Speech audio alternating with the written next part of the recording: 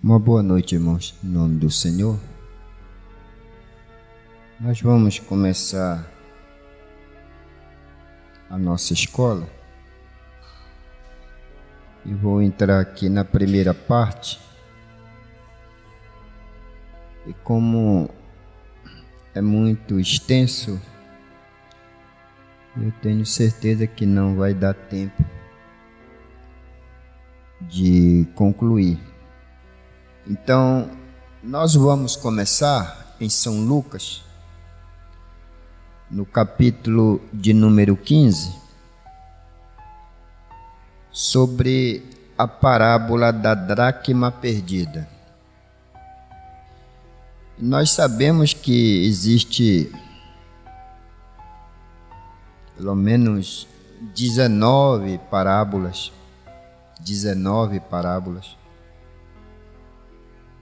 de destaque pregado pelo nosso Senhor nos Evangelhos.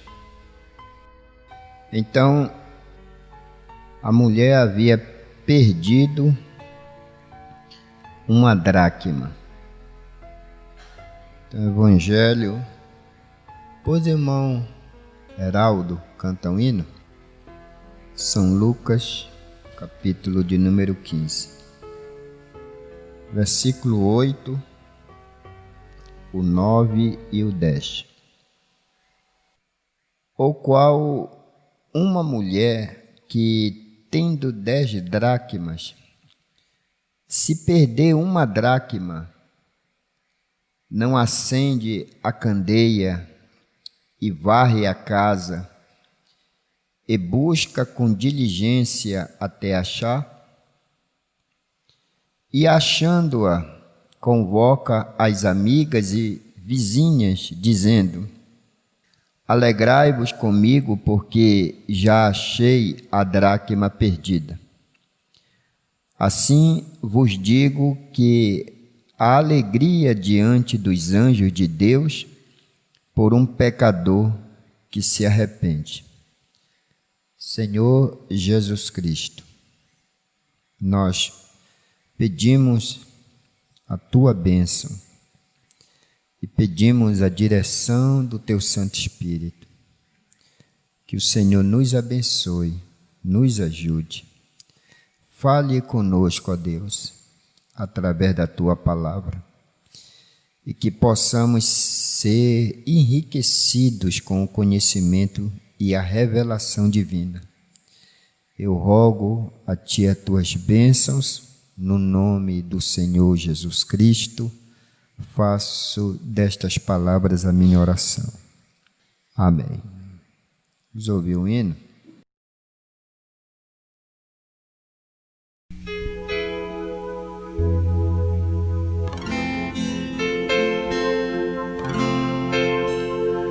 Se a fé por vezes falta, quando o sol não posso ver, a Jesus eu digo humilde: ó, vem meu piloto ser. Oh, não temas, sou contigo, teu piloto até o fim. Não te importes com perigo, eis a mão, confia em mim.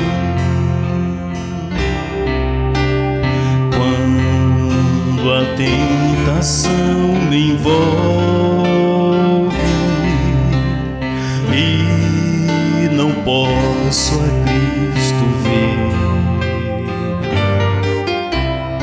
Eis que em meio à tempestade ouço o Salvador dizer: oh, não temas, tema, sou contigo, teu piloto até o fim. Não te importes com perigo, eis a mão, confia em mim. Quando a alma se abate,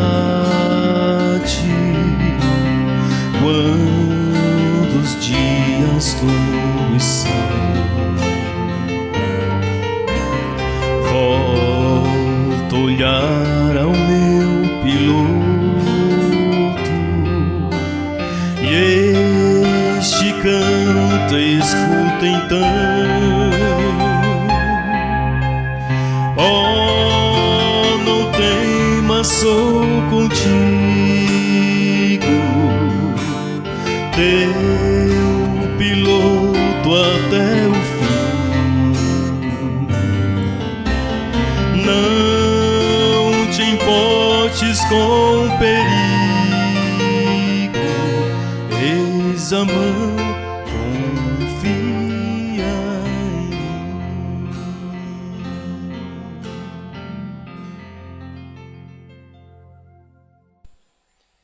Então,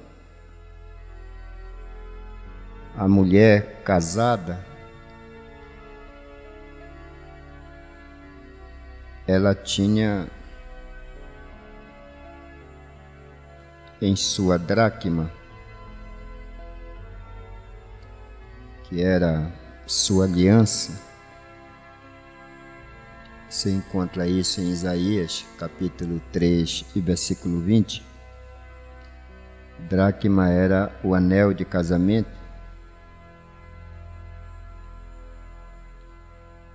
Segundo as Escrituras, ela tinha 10 dracmas, né?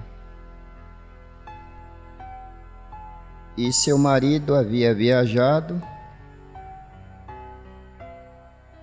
e nesse período ela havia perdido uma dracma, que o Mombrana disse que essa dracma, cada uma dracma significava uma virtude. E essa dracma que ela havia perdido seria a dracma que significava a fidelidade. Fidelidade.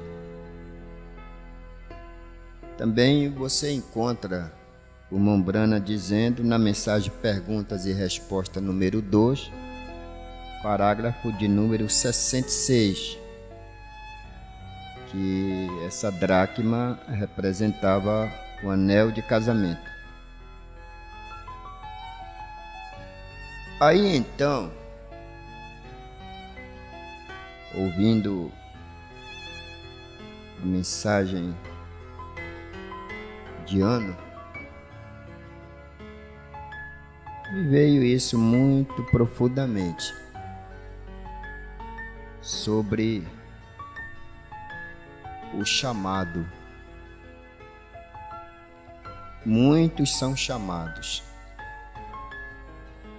poucos os escolhidos. São Mateus capítulo 7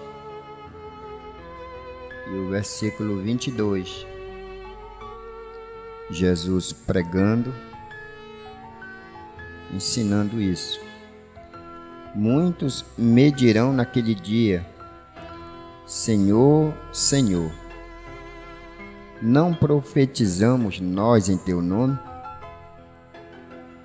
E em teu nome não expulsamos demônios?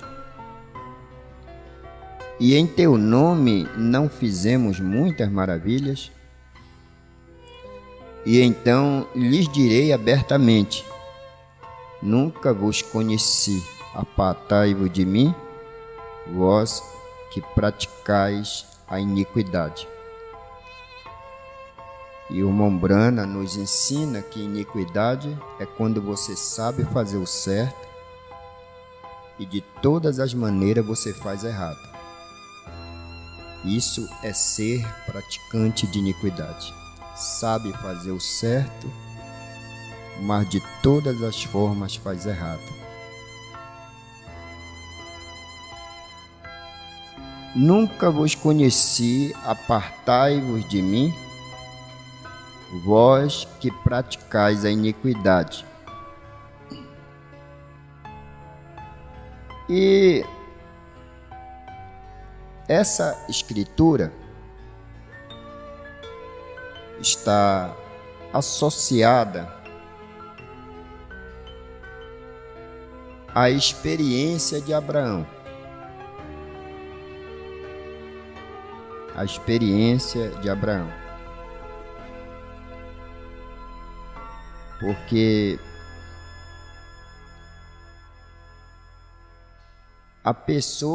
essas pessoas aqui, esses irmãos, eles são chamados. Eles são chamados. Então, muitos são chamados. A chamada é para muitos. Agora, escolher, poucos são os escolhidos. Porque entre a chamada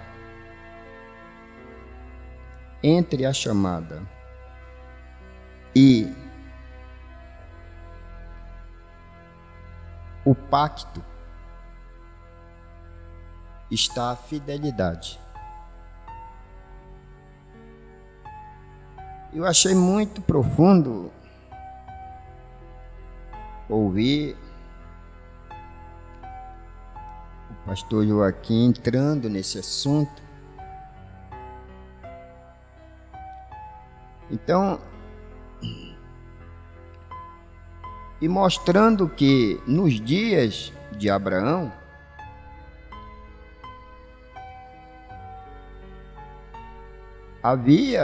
Ló era justo, assim como Abraão era justo. Ambos eram justos. Porém, Ló não tinha o pacto. Ele era justo sem o pacto. E Abraão era justo com o pacto.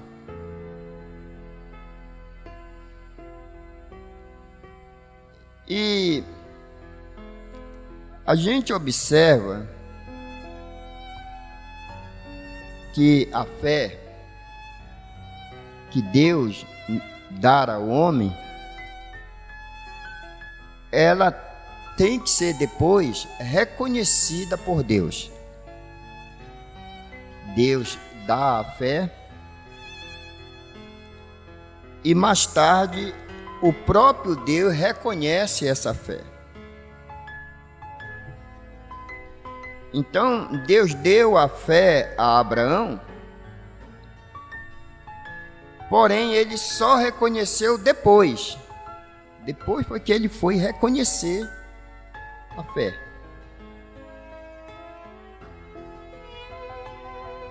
Então, nós sabemos que não há escolhido sem separação.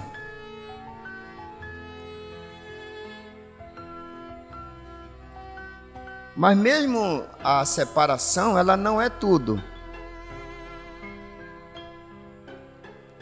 Ela não é tudo, porque tem que haver a outra parte, que é o pacto.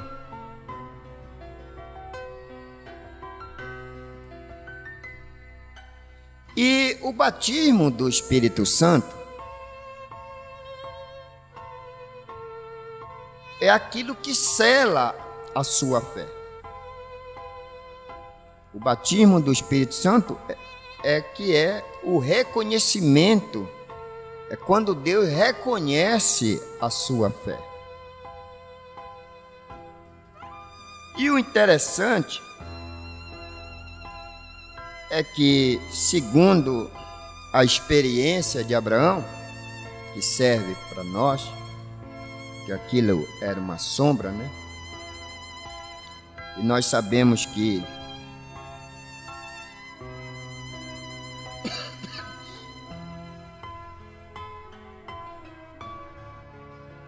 Deus encontrou Abraão fiel ao seu chamado. E só depois que Deus encontrou Abraão fiel a seu chamado, foi que ele lhe deu o pacto. Mas após Deus encontrá-lo fiel a seu chamado.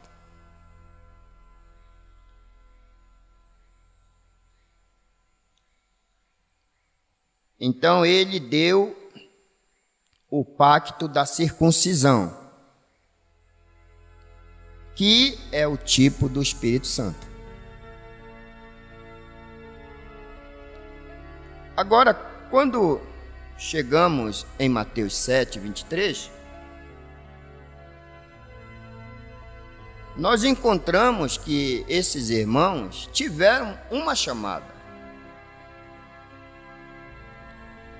Como o próprio Judas teve uma chamada,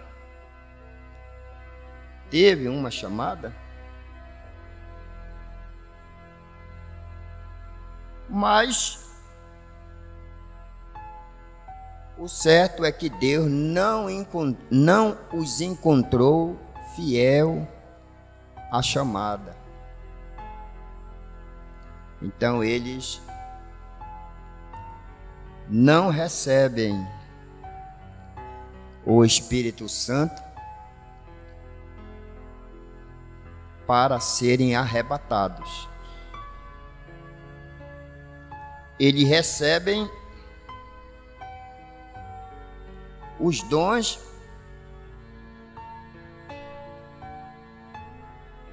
espirituais. Então eles fazem a obra, mas com uma parte só, e não ela completa. Então, nós encontramos Jesus dizendo que haverá um grupo lá, e ele diz: muitos me dirão naquele dia. Muitos me dirão naquele dia: Senhor, não profetizamos nós em teu nome? E em teu nome não expulsamos demônios? E em teu nome não fizemos muitas maravilhas?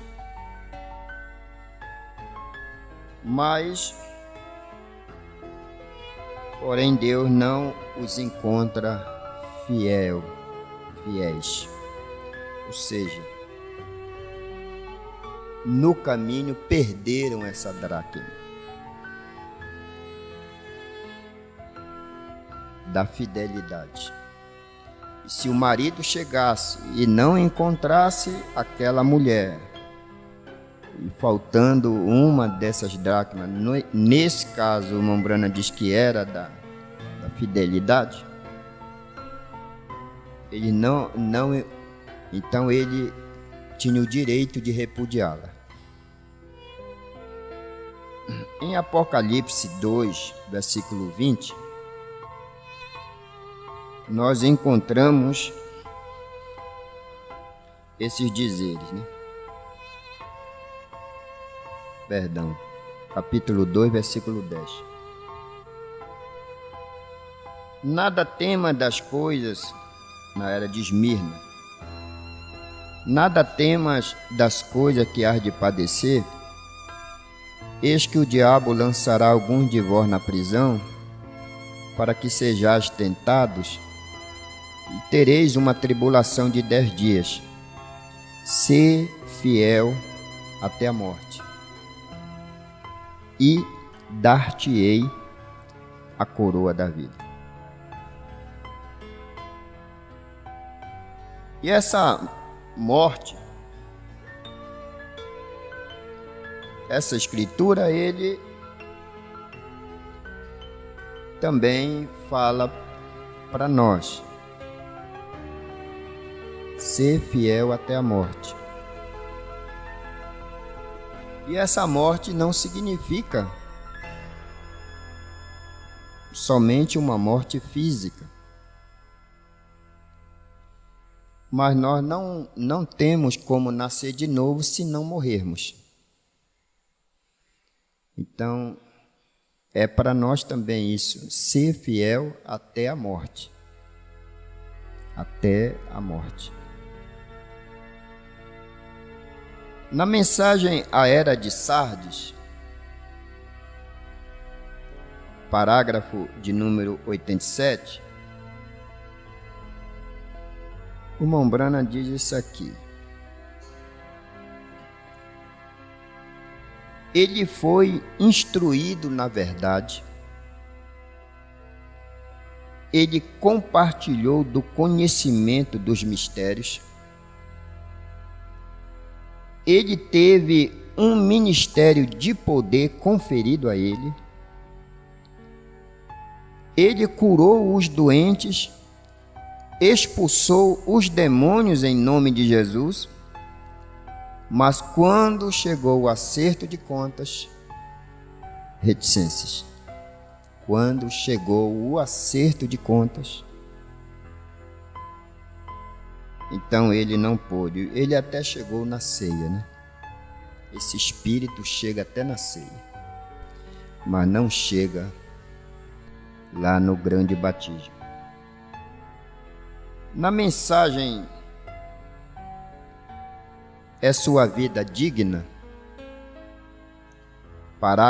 parágrafo de número 30, o irmão Branham ora desse jeito, na sua oração. As pessoas perguntavam ao irmão Branham: irmão Branham, que tipo de vida é exigido para um cristão? Que tipo de vida é exigido para um cristão? Pois muitos me têm perguntado: é a vida cristã uma vida de serviço da igreja? E ajudando os pobres ou os necessitados? Ou é um membro constante e um verdadeiro? É uma fidelidade à igreja? E tais perguntas, e Pai, que isto a resposta correta possa vir esta noite, através destas palavras, enquanto nos esforçamos para trazê-las às pessoas. No nome de Jesus Cristo nós pedimos isso. Amém. Aí ele começa a leitura dessa mensagem. A leitura. E no parágrafo 32, então a leitura se encontra em São Lucas, capítulo 14, e o versículo 16 a 24. E logo depois, o irmão Branham faz menção de São Mateus, capítulo 22, versículo 1 a 14. ambas as parábolas falam da grande ceia, das bodas. Só que, quando chega no versículo 20, o irmão Brana faz menção ele faz uma observação importante. Aí eu fui ler a outra escritura, como ele instrui para ir ler a outra escritura de São Mateus 22, 1 a 14. E aí você observa uma diferença. Realmente está escrito desse jeito. Numa, ele está se referindo a servos, aos seus servos, plural. E nessa aqui, ele está se referindo ao seu servo, singular. Uma, ele se refere a seus servos. Mateus 22, e versículo 1 a 10. Mas na leitura dessa mensagem, ele mostra aqui, começando o capítulo 14 de São Lucas, começando no versículo 16. Porém, ele lhe disse: um certo homem fez uma grande ceia, convidou a muitos, chamou a muitos, né? E à hora da ceia mandou seu servo dizer aos convidados: vinde, que já tudo está preparado. Mandou o seu servo. E todos a uma começaram a excusar-se. Foram chamados, convidados, foram chamados. Então o primeiro disse, foram 3 escusas. O primeiro disse: comprei um campo e importa ir vê-lo. Rogo-te que me hajas por escusado. E o outro disse: comprei 5 juntas de bois e vou experimentá-los. Rogo-te que me hajas por escusado. E o outro disse: casei e portanto não posso ir. E voltando aquele servo, singular, anunciou estas coisas ao Senhor. Então o pai de família, indignado, disse ao seu servo, singular. Aí o Mombrana abre um parênteses e disse: observe, não é servos. Não é servos. Servo é uma pessoa. Sai depressa pelas ruas, bairros da cidade e trazei aqui os pobres e aleijados e mancos e cegos. E disse o servo: Senhor, feito está como mandaste, e ainda há lugar. E disse o Senhor ao servo: sai pelos caminhos e valados e força-os a entrar para que a minha casa se encha. Porque eu vos digo que nenhum daqueles varões que foram convidados, chamados, provará a minha ceia. Agora, isso não é assim, ser Deus, se colocar no lugar de Deus para condenar outra coisa. Isso está escrito. Não é ser juiz, não. Está escrito isso aqui. Nós temos que aceitar o que está escrito, porque é a palavra, né? Agora isso aqui No 32, o irmão Branham disse: agora você observou, lá houve 3 puxadas, ou 3 cursos daquilo. Quando eles foram primeiro e chamaram aqueles que estavam convidados para virem, e eles não vieram, então eles já foram para uma campanha de cura. Depois que foi recusado, então lá eles foram para uma campanha de cura. Agora, quem trouxe isso? Quem foi que trouxe isso? Cura divina.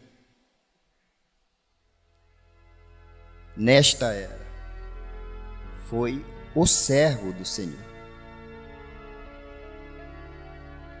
Foi o servo. Não são os servos, foi o servo. Então, nas entrelinhas, você vai estudando isso aqui, você vai vendo que essa escritura, então, é para agora. Mas quando a gente for ler a outra, você vai encontrar que é para outro tempo. Porque em todas as eras, Deus levantou um servo. Em todas as eras, Deus levantou um servo só. Um mensageiro. Então lá eles foram para uma campanha de cura. Foram para conseguir os cegos e mancos. E ainda havia lugar lá. Então ele saiu e constrangeu os bons e ruins e indiferentes, que eles deveriam entrar. Aí no parágrafo 33 ele mostra, aí ele faz menção da outra parábola que eu desejo ler, que é São Mateus, capítulo de número 22. Aí está dizendo assim, na epígrafe, a parábola das bodas. Então Jesus chegou, tomou a palavra, tornou-lhe a falar-lhes em parábolas, dizendo: o reino dos céus é semelhante a um certo rei que celebrou as bodas de seu filho e enviou os seus servos. Agora tudo é plural. E enviou os seus servos a chamar os convidados para as bodas, e eles não quiseram vir. Depois enviou outros servos. Tudo aqui é plural. Não é servo, servo, servo. É servos, servos, servos. Enviou outros servos, dizendo: dizei aos convidados: eis que tenho o meu jantar preparado, os meus bois e cevados já mortos, tudo já pronto, vinde às bodas. Porém eles, não fazendo caso, foram um para o seu campo, outro para o seu tráfico, e os outros, apoderando-se dos servos, os ultrajaram e mataram. A gente vai vendo que há uma certa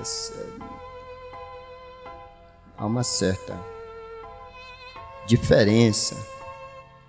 Então esse aqui disseram aqui, ó, e outros, apoderando-se dos servos, os ultrajaram e mataram. E o rei, tendo notícia disto, encolerizou-se e, enviando os seus exércitos, destruiu aqueles homicidas e incendiou a sua cidade. Então esse aqui, o rei, tendo notícia disto, encolerizou-se e, enviando os seus exércitos, incendiou a sua cidade.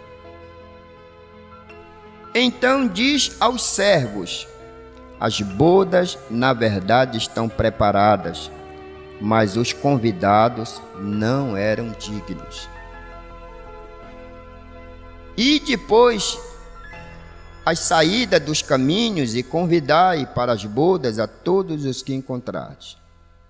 E os servos, saindo pelos caminhos, ajuntaram todos quanto encontraram, tanto maus como bons, e a festa nupcial foi cheia de convidados. Agora tem um detalhe: aí o rei vai passear na festa. E lá ele encontra um homem que não estava trajado com vestido nupcial. Então ele pergunta: amigo, como entraste aqui, não tendo vestido nupcial? E ele emudeceu. Disse então o rei aos servos: amarrai-o de pés e mãos, levai-o e lançai-o nas trevas exteriores, ali haverá pranto e ranger de dentes, porque muitos são chamados, mas poucos escolhidos. É sua vida digna? 32, já li. Agora o 34 a 40. Agora Jesus aqui está dizendo: o homem sempre tem tentado desculpar-se para não receber a palavra de Deus e seu convite. Eu ouvi um irmão dizer que ele não era bom, mas ele era bom para chegar cedo, ele era bom para arrumar as cadeiras, ele era bom para varrer o prédio, ele era bom para essas coisas. E depois eu disse a ele: irmão, tudo isso que o senhor está apresentando aí é justiça própria. É justiça própria. Quando a pessoa começa a dizer que ele é bom numa coisa, ele está apresentando a justiça própria. É bom para varrer, é bom para chegar cedo, é bom para isso, é bom para aquilo. Quando a gente vê o homem começando a se justificar, que ele começa a justificar-se das suas ações, ele está apresentando justiça própria, a justiça dele. Então o homem, ele tem tentado desculpar-se para não receber a palavra de Deus e seu convite. Embora isto seja firmemente provado a eles, que é sua ceia e seu convite, mas o homem está constantemente se desculpando. E se você ler em São Mateus 22, você encontrará que lá também foram apresentadas desculpas.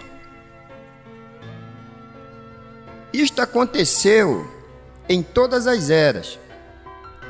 Passou em uma era e disse que um homem os convidou e tinha uma vinha. E nós encontramos esta parábola. E como ele convidou seus servos para colherem desta vinha. O primeiro servo veio, o que fizeram eles? Eles o colocaram para fora. O servo seguinte veio, eles também o apedrejaram.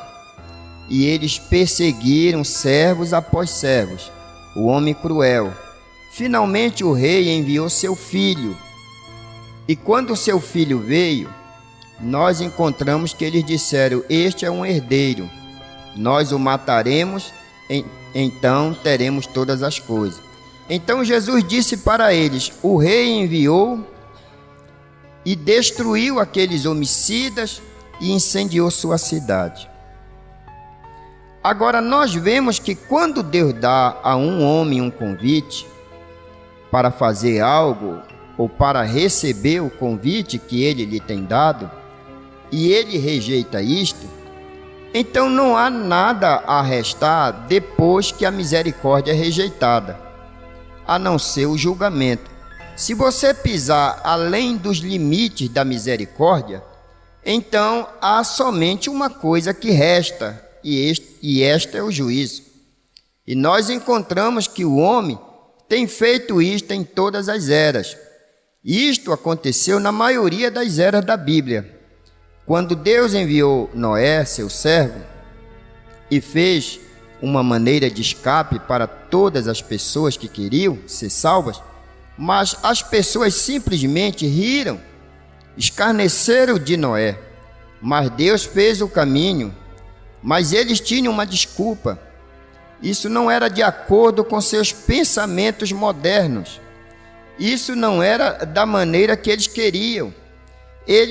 Então eles apresentaram desculpas nos dias de Noé.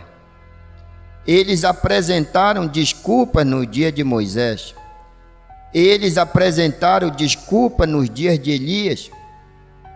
E eles apresentaram desculpas nos dias de Cristo. E eles apresentam desculpas hoje. Agora, ele falando diretamente com Israel, aqueles que foram chamados para a festa, que eu também aplicaria hoje ao homem, a igreja que tem sido convidada a virem à festa e não querem fazê-lo, a festa espiritual do Senhor, e eles não querem fazer isto, eles têm outras coisas a fazer, eles encontram desculpas. Agora, se Israel, há 2000 anos atrás, aceitasse o convite que lhes foi dado, e eles não seriam como são hoje. Há 2000 anos atrás, Israel rejeitou o convite para a ceia do casamento, e eles rejeitaram isto e foram para o julgamento. Mas como disse Jesus, eles apedrejaram e mataram os profetas que foram enviados a eles através de desculpas. As desculpas é o modo de apedrejamento. Quando se está dando desculpas, está se apedrejando. Parágrafo 40. No 42, ele diz: Jesus estava tentando lhes dizer que suas desculpas foi o que matou os profetas. Como é essa coisa? Foi o que Jesus disse. Parágrafo 42. Jesus estava tentando lhes dizer que suas desculpas foi o que matou os profetas e matou os justos que vieram. Eles aceitaram seus credos que o homem havia lhes dado, ao invés de tomar a palavra de Deus, e ao fazer isto, fizeram com a palavra de Deus não tivesse efeito algum. Então, com Jesus estava dizendo para eles que as desculpas dele, a dizer: eu nunca matei um profeta, eu nunca apedrejei um justo. E Jesus estava dizendo que eram as desculpas dele que matava, porque fazia com que a palavra de Deus não tivesse efeito na vida deles. Não tivesse efeito na vida deles. E ao fazerem isto, fizeram com que a palavra de Deus não tivesse efeito algum. Efeito algum. Muito sério isso aqui. 59. Algum tipo de desculpa. Está muito quente. Estou muito cansado. e haja pedrada. Está quente, pá, dá-lhe uma pedrada. Estou cansado, pá, dá-lhe outra pedrada. Eu farei isso amanhã, pá, outra pedrada. Simplesmente alguma espécie de desculpa. Isso é tudo que eles fazem. Através da recusa do dia da visitação, isto separa você de Deus. Agora, se isso separa o homem de Deus, ele está o quê? Está morto. Porque Deus é a única forma de vida que tem. Está morto. Precisa nem fazer curso para entender isso aqui, para interpretar isso aqui. Está morto. E está morto curando enfermo, expulsando demônios, fazendo operações de maravilha. E quando chegar lá naquele dia, aí ele vai dizer: Senhor, em teu nome, foi em teu nome, Senhor. Lembra daquela campanha, daquela casa que eu visitei, aqueles demônios que foram expulsos? Em teu nome. Aí Jesus vai dizer: eu não conheço vocês. Eu não conheço vocês. Apartai-vos de mim, vós que praticais iniquidade. Tem certa coisa que é melhor nem conhecer, então. Nem ter conhecimento. Porque pelo menos se não tem conhecimento, pode entrar na turma do tempo da ignorância. Porque não tem conhecimento. Agora, ter conhecimento e de todas as formas fazer errado, pratica iniquidade. E só tem uma coisa que pode apagar isso: é arrependimento, é confissão. Só isso apaga. Não tem nada mais que possa apagar isso. Só o sangue do Senhor Jesus Cristo é poderoso para isso. Então, através da recusa do dia da visitação, isto separa você de Deus. 137. E a coisa toda está baseada no que a pessoa crê. Aí volta a dizer: Deus deu fé, mas depois ele teve que vir com Abraão e reconhecer aquela fé. Aí ele deu o pacto da circuncisão, que é o tipo do batismo do Espírito Santo.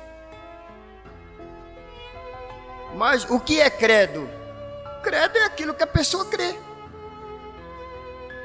Eu creio.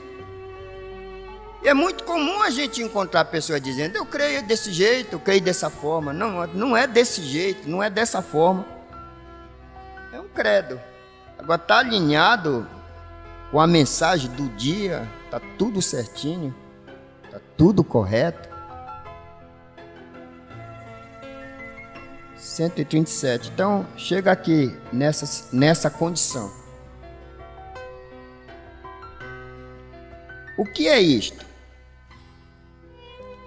É porque as pessoas, como eles fizeram no dia de Cristo, como eles têm feito em cada era, eles encontram uma desculpa.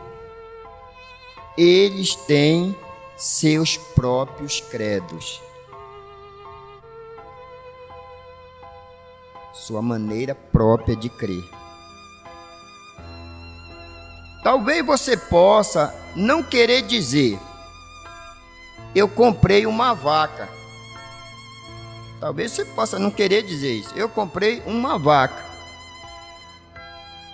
e eu tenho que ir ver se ela trabalhará ou não, ou dará leite, ou que tipo de gado ela é. Você pode não ter essa desculpa, mas aqui está o tipo de desculpa. As pessoas podem dizer: eu sou presbiteriano, eu sou pentecostal, eu sou isso, eu sou aquilo, eu sou aquilo outro. É a forma de crer. não encaixa ali com o meu modo de crer. Não encaixa com o meu modo de crer. É por isso que a maturidade não é adulto. Maturidade é criança. É ser criança. É ser como uma criança. Ela estende a mãozinha, você pega e vai dirigindo. O servo vai dirigindo. A criança vem, estende a mãozinha. Ela não tem credo próprio.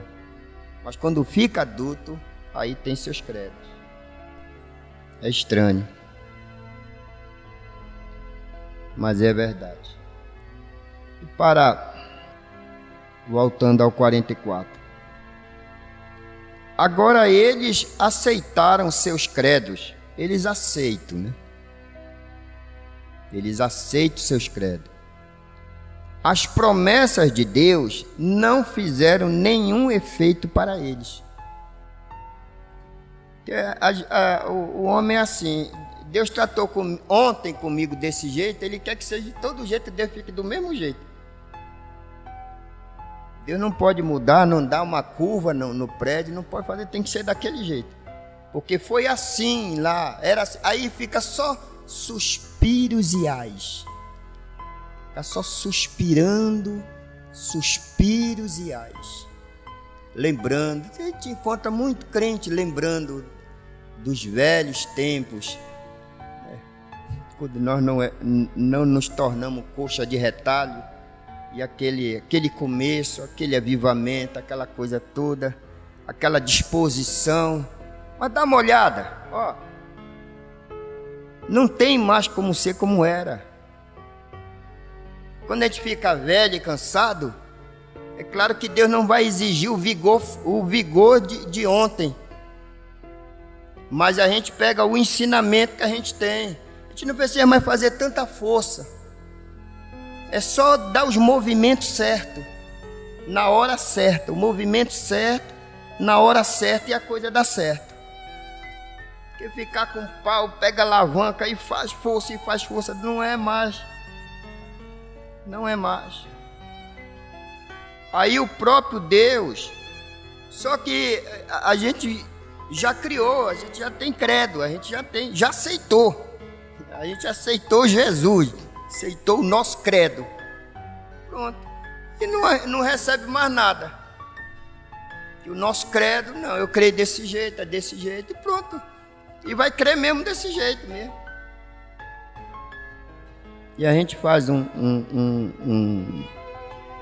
resumo. Quantas coisas já vieram, já passaram, já foram embora e não voltam mais.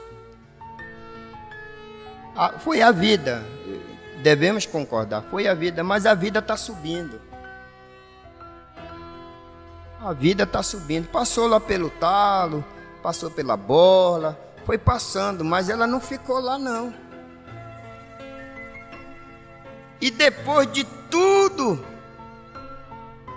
depois que a semente estiver madura, sabe o que ele vai fazer? Tocar fogo no resto. Que ingratidão. Deus é muito ingrato. Poxa, não considerou o talo, não considerou a folha. Deu. Aí chegou na semente, o interesse dele era a semente.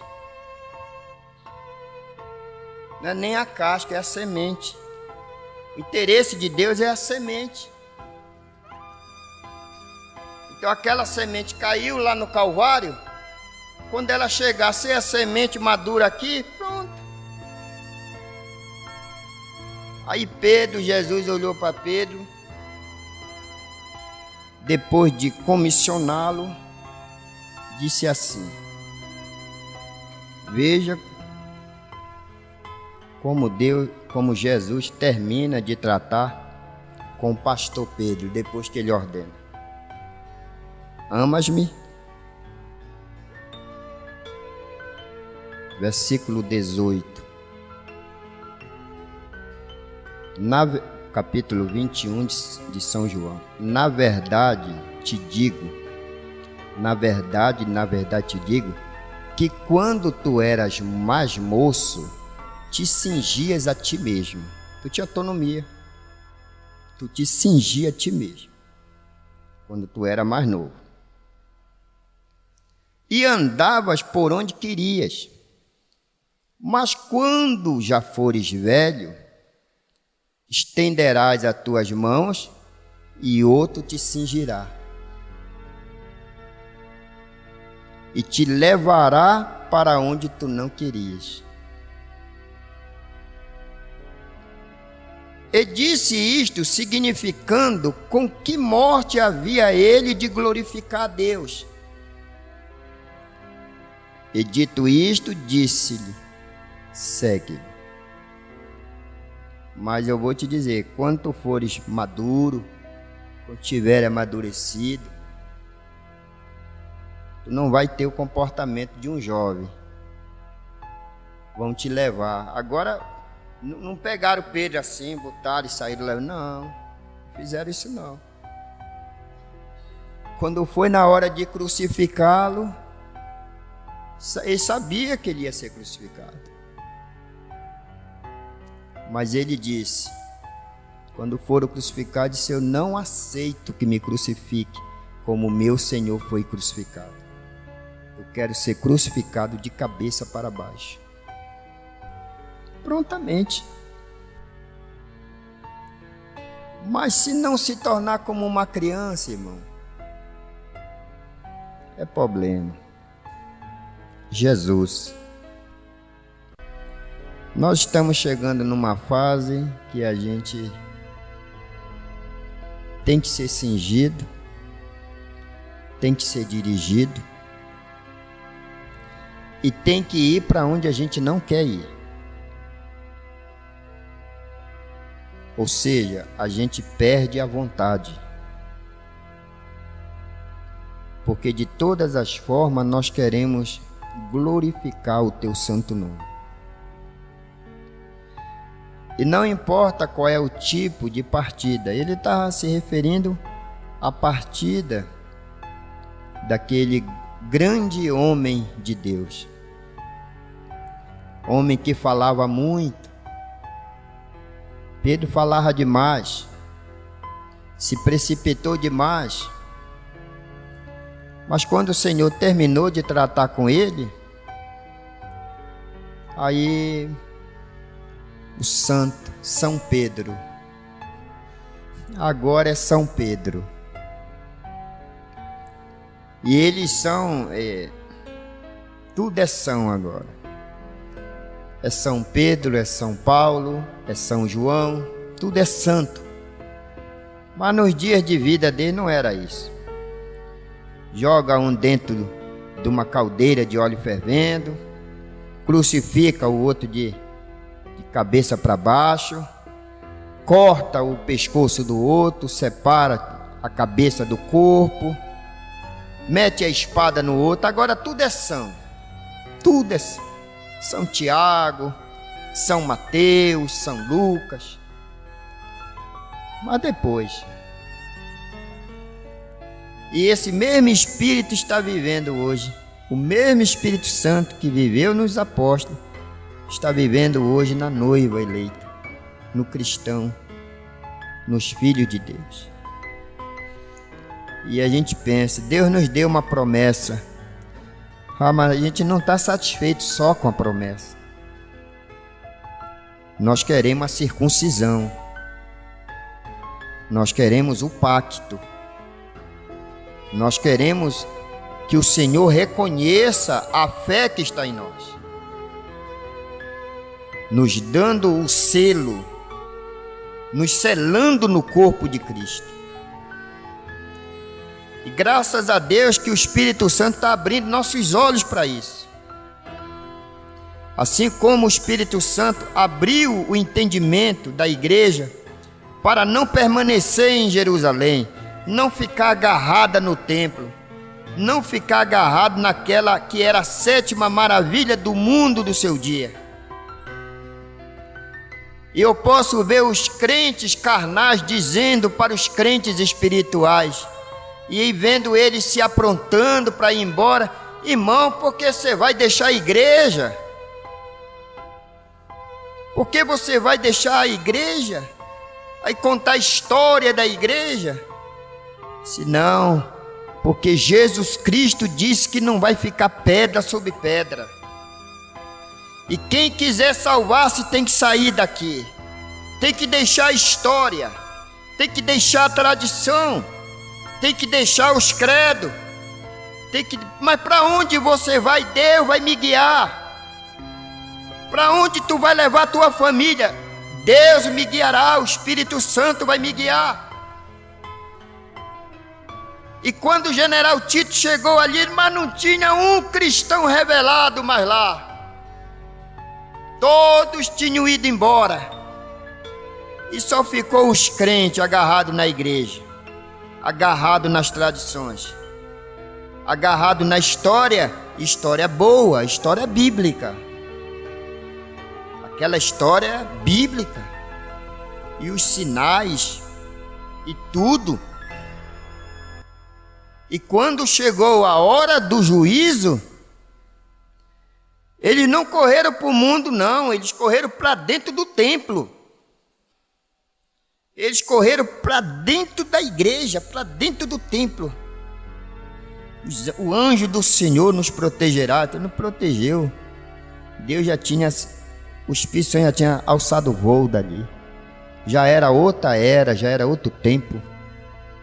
Ó Deus, nos ensina a ver essas coisas, a não ficar agarrado em tradições, em credos, mas aceitarmos o convite que o Senhor nos dá, livre, espontâneo, aceitarmos o dia da visitação, a mensagem da hora, a mensagem do dia, a mensagem da hora, do momento.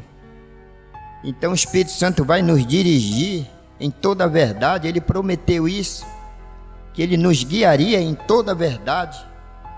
E Ele nos disse que Ele era o caminho, a verdade e a vida. Acabamos de ouvir isso na fita. Ó Deus, nos ajude, nos abençoe.